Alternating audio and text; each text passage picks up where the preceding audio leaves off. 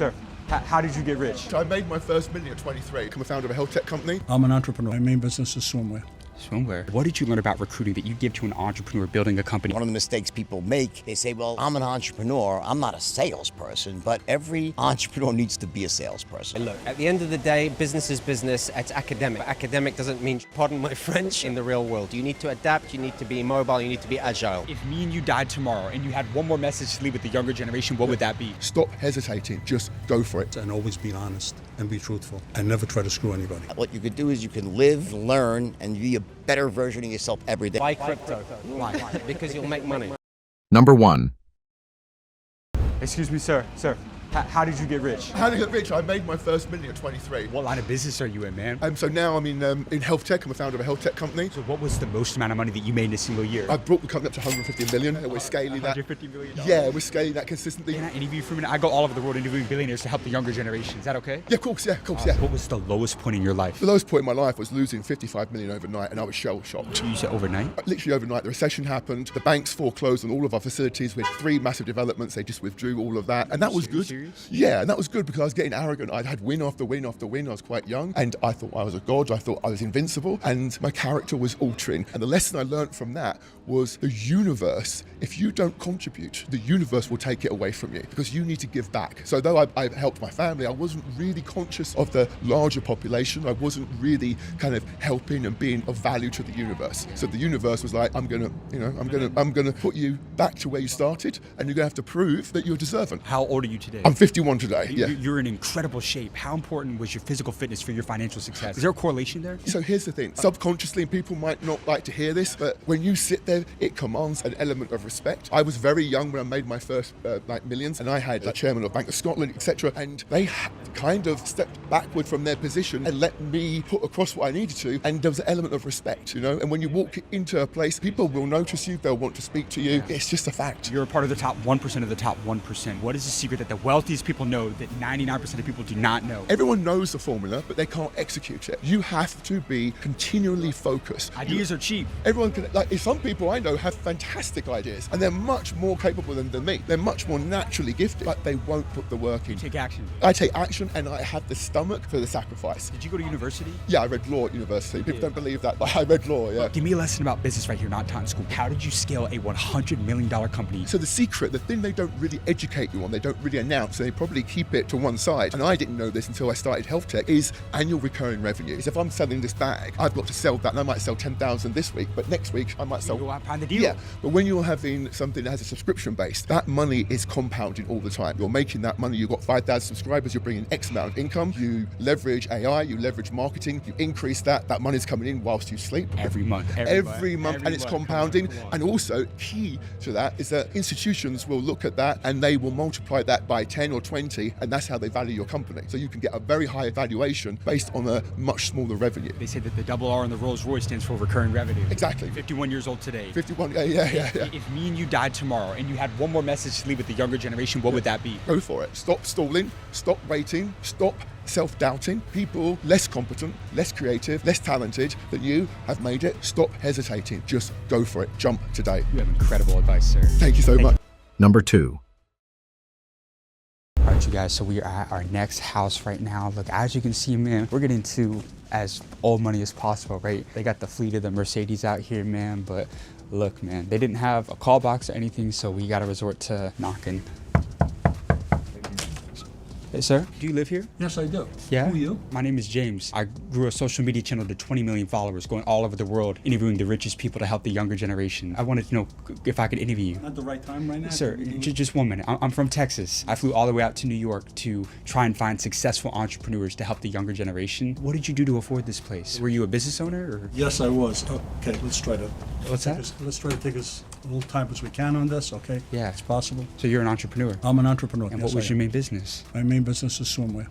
Swimwear. I make swimsuits. Are you serious? Swimsuits, goggles, paddles, How long- shoes now. How long have you been an entrepreneur? About 60 years. Over these 60 years, what was the most amount of money you made in a single year? I made anywhere between 30 and 50 million in a single year. How much is your company worth today? My company's worth today approximately $300 to $500 million, depending on who you talk to. So you built a $500 million company. So we have about a $500 million company. Congratulations, man. Thank you. How old are you? 81. And you're still working today? I get up every morning and I go to work every single day. Yes. Are you serious? I'm that serious. Were your parents rich? Were they wealthy? My parents were not wealthy at all. I'm an immigrant from Italy. They came here. We lived in Brooklyn, in South Brooklyn. Did you have people that called you crazy when you started this business? People told me I was out of my mind. I took $12,500 out of my bank. That's all I had. I had a wife and a kid, and I started my company. It just goes to show, though, that you can get rich in so many different businesses in today's world. Unbelievable. And today, the young people have opportunities beyond belief. They just have to put it to work.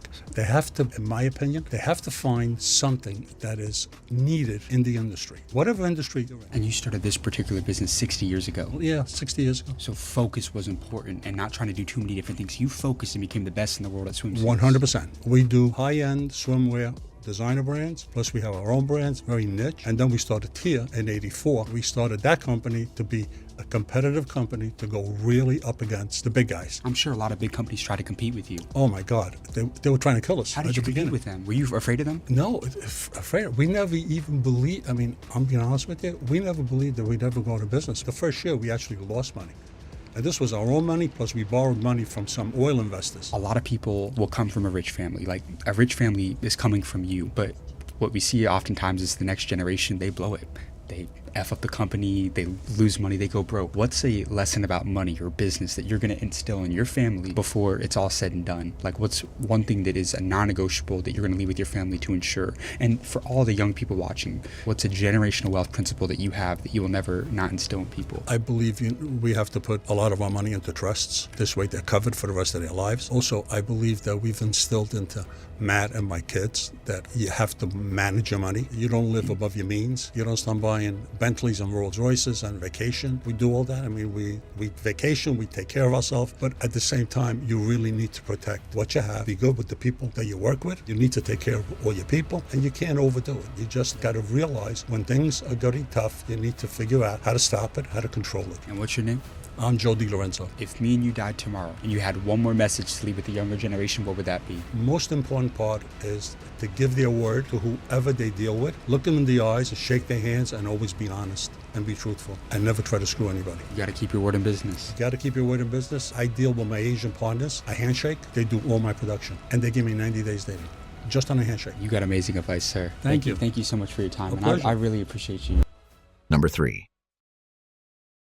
Guys, the time has now come. We are right now on the way to go meet and interview the legend, the Wolf of Wall Street, Jordan Belfort, at his house out here in Miami. Jordan has one of the most iconic business stories of all time. Look, you've seen the movie. I've seen the movie. I don't know how many times. Look, this is a guy that's mastered the art of persuasion. This is a guy that's mastered sales and has become one of the most iconic stockbrokers in Wall Street history. So let's go interview the legend himself, Jordan Belfort. All right, you guys, look, we just got out of the car and we're walking up right now on Jordan Belfort's place. Look, I'm pretty sure we are on Star Island right now, which is one of the richest neighborhoods. Look, we were already in one earlier, on to the next, man. Proximity is power. The more hands you shake, the more money you make. Let's go meet the legend Jordan right now. Come on.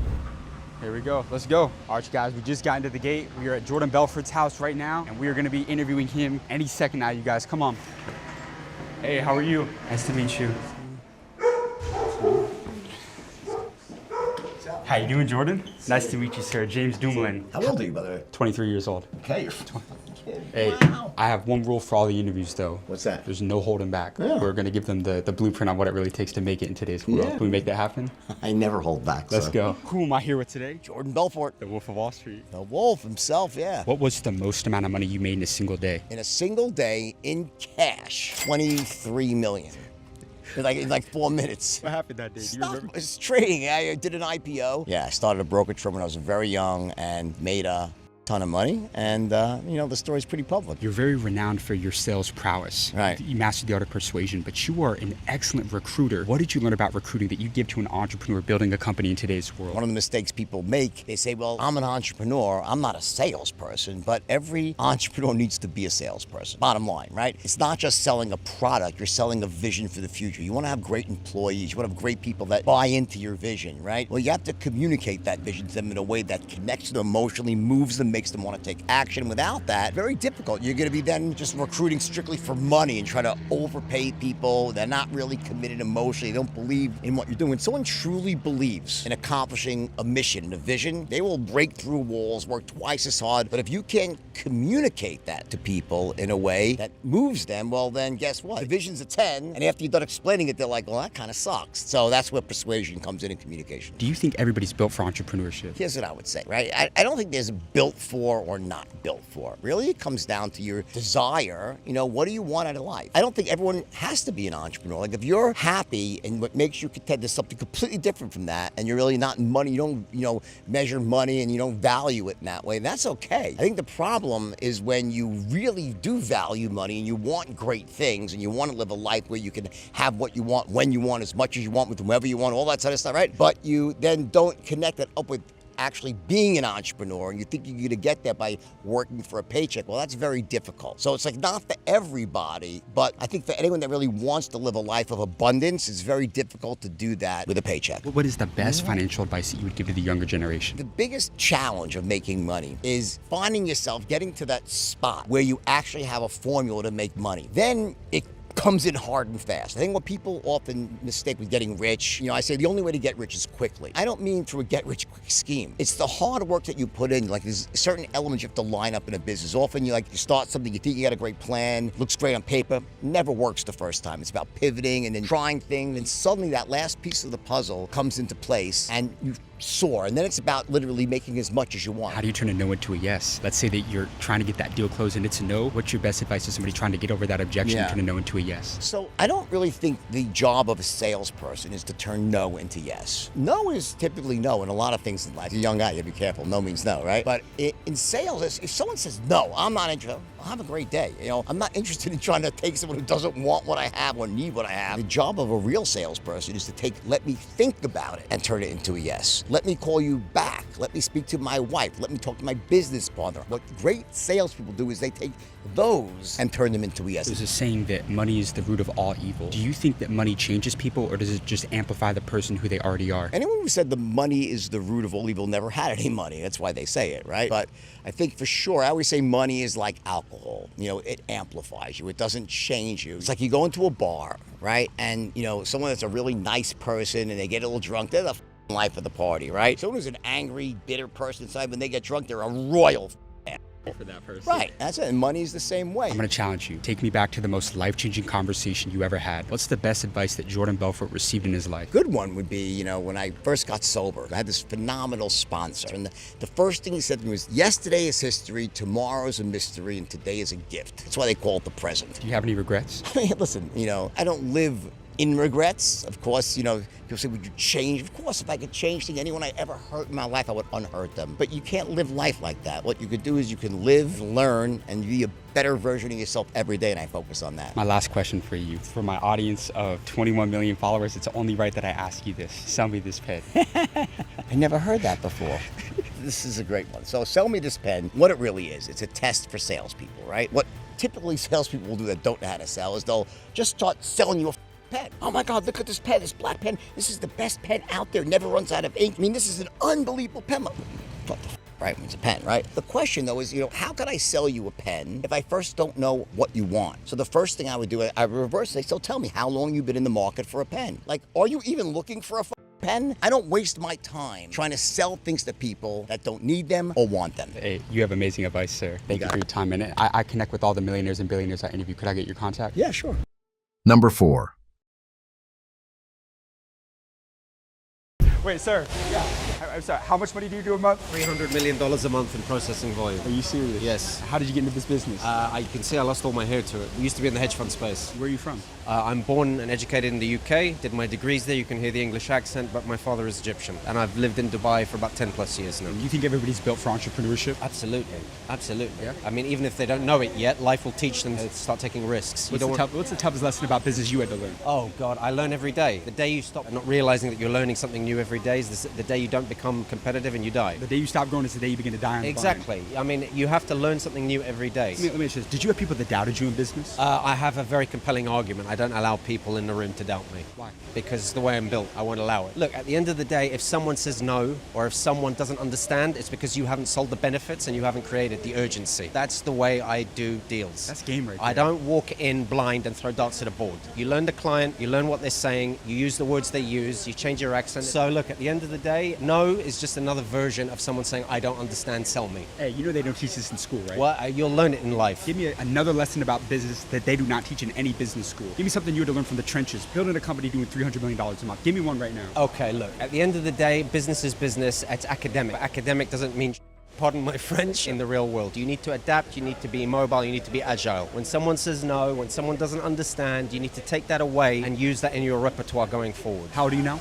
I'm 43. If me and you died tomorrow and you had one more message to leave with the younger generation, what would that be? Buy crypto. Why? Because you'll make money. But you're 43. A lot of your generation says that crypto's not It here. doesn't matter. Everything is swings and roundabouts. Everything is cyclical. Things go up and down. People always buy in the good times, in the bull market, and they sell the moment they see panic. That's the wrong thing to do. You're supposed to buy when people are fearful and sell when they're greedy. Everyone does it in reverse and they run around pulling all their hair out saying, I had a bad stock market experience or I bought crypto at the wrong time. Yeah. At the end of the day, you need to know that markets dip, they're bull markets and bear markets, and markets rally. Buy when it's cheap, hold. It's only a negative if you realize and crystallize it on the balance sheet. You got amazing advice, my friend. God bless you. Thank you, brother. Thank Hey, you. I Me too. connect with all the billionaires I interview. Can I get your contact? Yeah, I've got